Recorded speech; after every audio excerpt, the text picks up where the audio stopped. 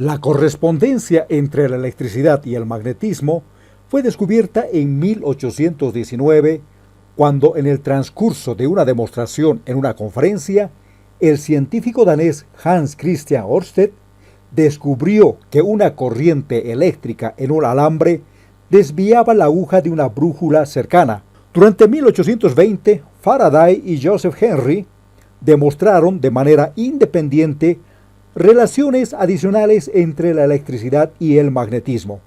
Mostraron, por ejemplo, que es posible crear una corriente eléctrica en un circuito, ya sea moviendo un imán cerca de él o variando la corriente de algún circuito cercano. Estas observaciones demuestran que una variación en un campo magnético crea un campo eléctrico. Años después, el trabajo teórico de Maxwell demostró que lo contrario también es cierto.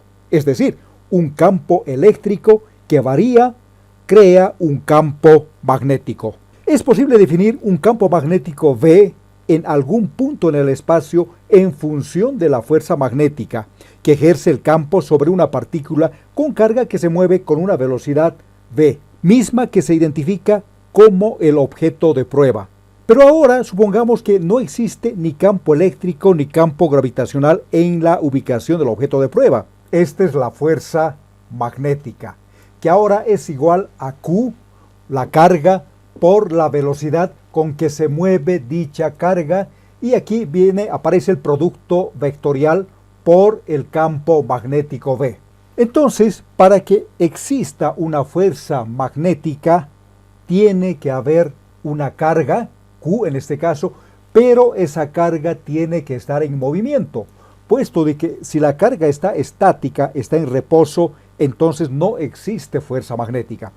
Y ustedes saben, desarrollando este producto vectorial, esta fuerza magnética, también descomponiendo ya el producto vectorial, va a ser igual a Q por V, que es el módulo de la velocidad, por V labial, que es el campo magnético, por el seno que se forma entre, aquí dibujaremos, aquí está el vector V, si quieren la velocidad, y aquí está el vector del campo magnético. Entonces aquí hay un ángulo que se llama el ángulo θ.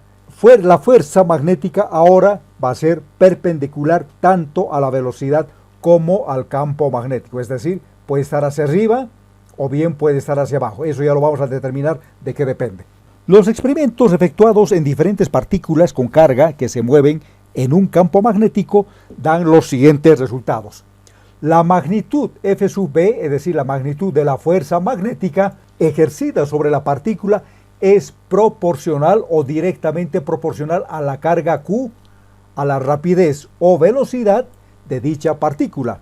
Cuando una partícula con carga se mueve paralela al vector del campo magnético, ¿no? Fíjense, paralela al vector del campo magnético, la fuerza magnética que actúa sobre ellas es igual a cero. Claro que sí, ahí al estar paralela a la velocidad con el campo magnético, el ángulo que forman entre ellos es cero. Por tanto, seno de cero es igual a cero. En ese caso no va a existir la fuerza magnética.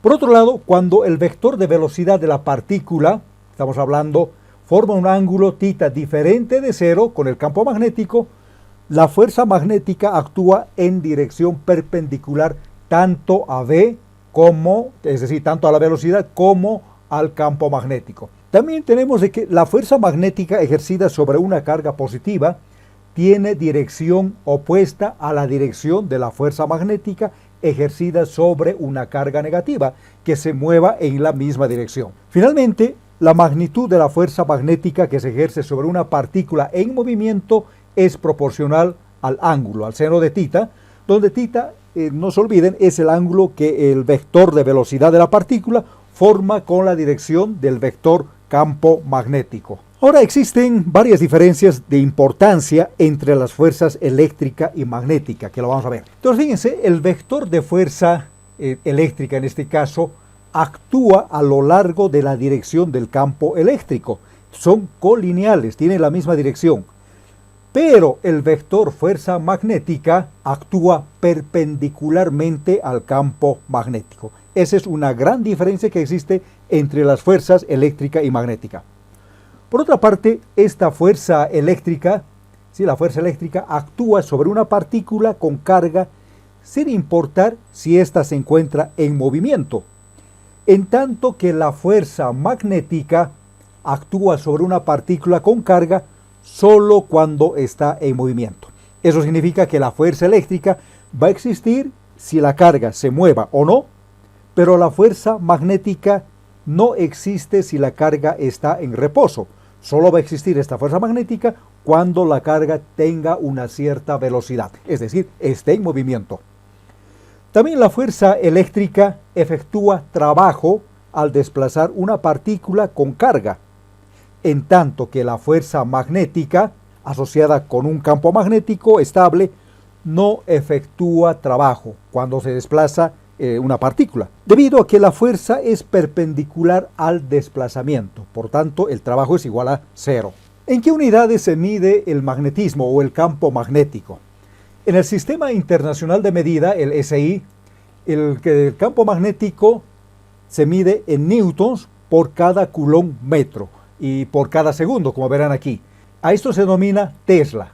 Entonces un Tesla es igual a 1, es igual a newton dividido entre coulomb por metro sobre segundo. Dado que un ampere se define como un coulomb por cada segundo, entonces un Tesla también es igual a 1 newton dividido entre ampere por metro.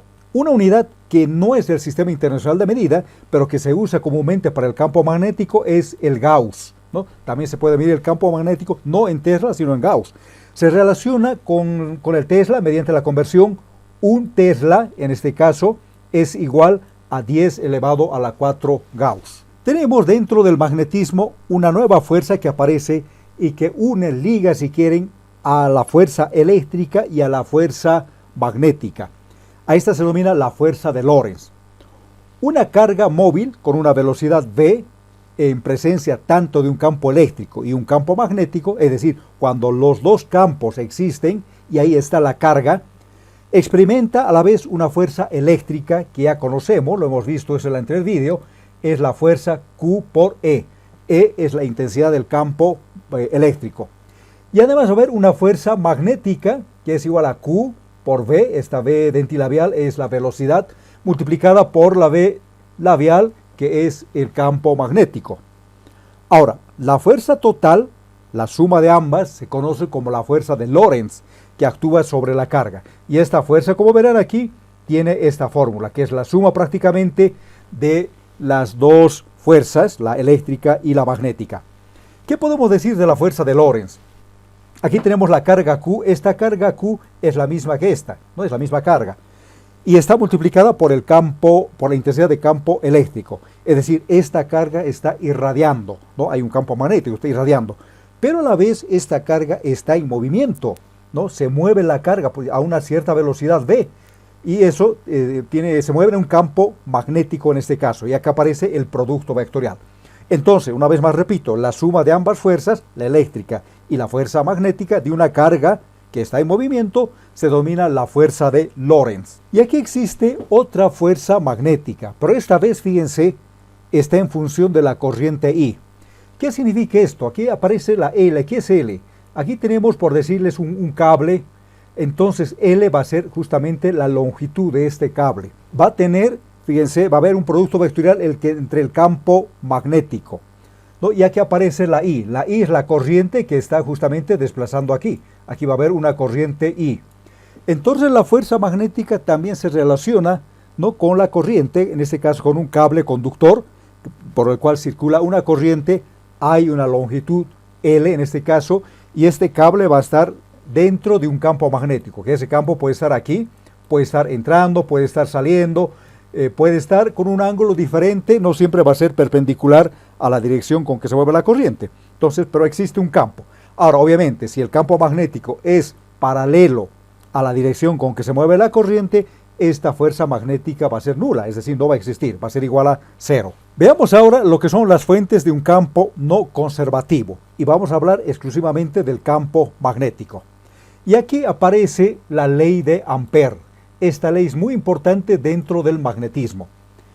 Como ejemplo de un campo no conservativo, vamos a tomar justamente al campo magnético de una corriente estacionaria. Fíjense, esta es la famosa ley de Ampère. Matemáticamente, esto se lee como I, que es la corriente eléctrica, es igual a la integral curvilínea cerrada del vector intensidad de campo magnético. H es la intensidad del campo magnético, no V. V tiene otro nombre, ya lo vamos más adelante, pero lo estamos llamando campo magnético hasta el momento. Pero H es la intensidad del campo magnético escalarmente diferencial de R. Ambos son vectores, tanto H como diferenciales son vectores, es el radio vector en todo caso diferencial de R, ¿no? Y esto es igual a la corriente. Pero ¿qué significa esto? ¿Cómo lo llamamos en términos sencillos, en términos físicos o de ingeniería? Significa que la circulación, ¿no?, en una curva cerrada C de la intensidad de campo magnético va a producir una corriente. Ya lo vamos a analizar más a detalle esto en los siguientes vídeos. Entonces, una vez más repito, H es el vector de la intensidad de campo magnético e I es la corriente eléctrica estacionaria. Este es un campo no conservativo, el campo H, justamente. Ahora, para poder tratar con magnitudes distribuidas, se puede hacer lo siguiente. I está en relación con J. Aquí aparece otra variable J que es un vector. I es un escalar, pero J es un vector. ¿Y qué es J? J, como dice aquí, es la densidad de corriente por unidad de superficie, ¿ya? ¿Qué significa esto? Si tenemos acá, por decirle así, un cable, pongamos así, entonces aquí está la superficie. Hacemos un corte transversal, ahí está la superficie. Y por esta superficie está atravesando justamente la corriente, o si quieren, en este ejemplo está atravesando J, ¿no? Entonces J tiene una dirección porque es un vector. Y al hacer el producto escalar con diferencial de S, que también va a ser aquí el vector, ¿no?, que es un vector, digamos, la normal a S, entonces ahí va a aparecer la corriente I. La corriente I surge cuando se hace ese producto escalar entre J y diferencial de S. Aplicando el teorema de Stokes, un teorema muy importante que se estudia en el análisis vectorial, entonces se tiene aquí que la circulación de la intensidad del campo magnético no es nada más que el rotor de H que atraviesa esa superficie. Es decir, si lo graficamos, tenemos aquí la superficie S, entonces este es el campo H, aquí está circulando H. ¿Y dónde está el rotor? Aquí está la superficie, esta es la superficie S, una vez lo pongo aquí S. Y eso va a ser al rotor. Entonces, si H está circulando, significa que aquí a su alrededor va a estar el rotor, ¿no? No es lo mismo, fíjense, rotor de H que solamente H. Entonces, aquí hay un vectorcito que está haciendo justamente circular a la corriente. Y esto sabemos que es la corriente, ¿no? Esta es la corriente justamente I. Entonces, este es como ven aquí, este es el rotor que tenemos, el rotor de H. Y el rotor es un producto vectorial de nabla, que ya lo hemos visto en el anterior vídeo, nabla con H. H está circulando de esa manera, por aquí está el cable, hay un cable por aquí que está pasando así, aquí está circulando la corriente I, alrededor del cable circula H por la ley de Ampere, y aquí, fíjense, aparece el rotor. Entonces, ¿quién empuja, si quieren, a los electrones que están aquí en el cable? Justamente viene a ser ese rotor, porque va a tener esa dirección, ¿no? Lo lleva así, a ese lado.